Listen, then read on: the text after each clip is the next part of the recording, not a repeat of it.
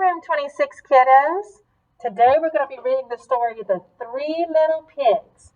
Before we start, when y'all come to school, you're going to see that I'm going to be wearing a mask, and y'all will be wearing masks too when you come to school.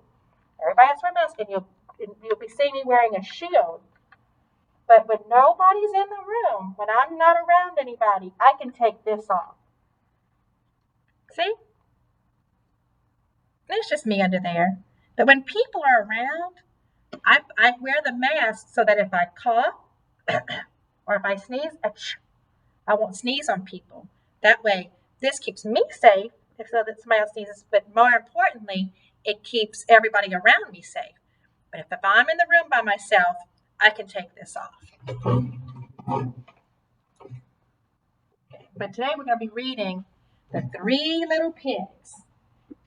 We're going to read this story first because the next story we're going to read is the true story of the Three Little Pigs. So I want you all to hear the original story of the Three Little Pigs, a story that most of us know. But after this, I'm going to tell you the true story of the Three Little Pigs. Once upon a time, there were three little pigs who wanted to build homes of their own. I'm going to start building my house right away, said the first little pig. His two brothers cried, there will be time for that later. Now, let's have some fun. The first little pig built his house of stone and brick. He worked a long time to make it sturdy and strong. And the other little pigs decided to start on their houses. One gathered straw from a nearby field, saying, it won't take long to build a straw house. The third little pig found some wooden planks near the stream. It will be easy to make my house out of this wood, he said. And he hammered and hammered until he was finished. Soon, each of the three pigs had his own brand new house. A hungry wolf was prowling the hillside, looking for something delicious to eat.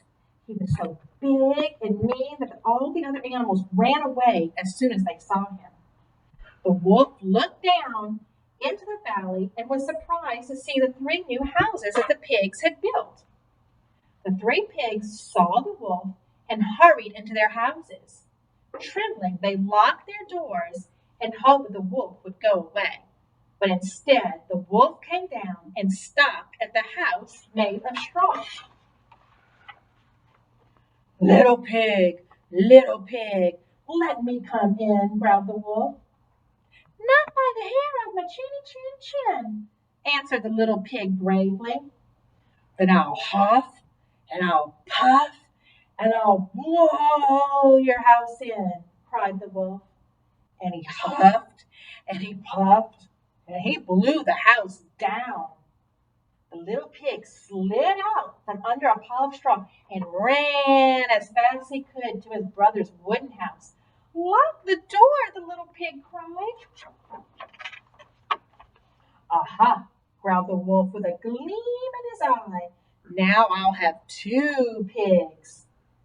He rushed to the house made of wood and he cried, little pig, let me come in. Not by the hair of our chins. The wolf growled, then I'll huff, and I'll puff, and I'll blow your house in. And he huffed, and he puffed, and he blew the house down. Look, the pigs were in there. Once again, the little pigs escaped the jaws of the hungry wolf. They ran to their brother's brick and stone house, and the three pigs huddled together inside. Now the wolf was furious. Little pig, let me come in, he growled. Not by the hair of my chin, answered the little pig. Then I'll huff, and I'll puff, and I'll blow your house in. The wolf huffed and puffed, but nothing happened. The angry wolf let out a terrible roar. He huffed, and he puffed, and he puffed, and he huffed, but the brick and stone house wouldn't fall down. Soon the wolf was so weak that he dropped to the ground. Then the wolf got an idea. He got a ladder and took it to the back of the house. The three little pigs watched from the window, wondering what the wolf was planning on doing. They had their eyes on him. "What is he doing?" asked one little pig in a frightened voice. "I know," answered his brother. "He's going to climb to the roof and then come down the chimney." The third little pig cried, "Quick, let's build a fire in the fireplace." And the three little pigs made the biggest, hottest fire that they could. Then they listened as the wolf climbed onto the roof and then came down the chimney. When the wolf was almost down at the house, he let out a tremendous howl. "Ow!" And flames roared up the chimney. The wolf shot back up to the roof as fast as he could.